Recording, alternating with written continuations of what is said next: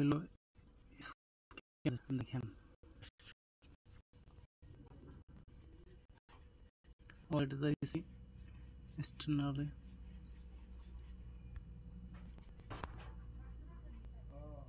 আপনার লোডিং চাইতেছে ব্যান্ড দেখাইতেছে আমি কোনো কারো ভিডিও ছাড়ি নাই তারপর ওয়াইফাই ব্যবহার করি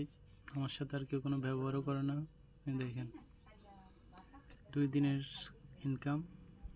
আর এখন ব্যান হয়ে গেছে আর কমিউনিটির সাথে কথা বলছি কোনো রেজাল্ট নাই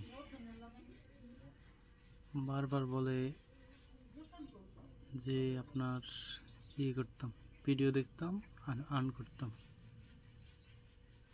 অনেকবার SMS দিছি একই আর যারা ইউটিউবে সিলেট ছাপাই গায় ওইগুলো হলো সিলেট দালাল সোজা কথা যেটা আপনারা কেউ স্ক্যামের শিকার হবেন না আর এটাতে ইনভেস্ট করবেন না এটা আমার অনুরোধ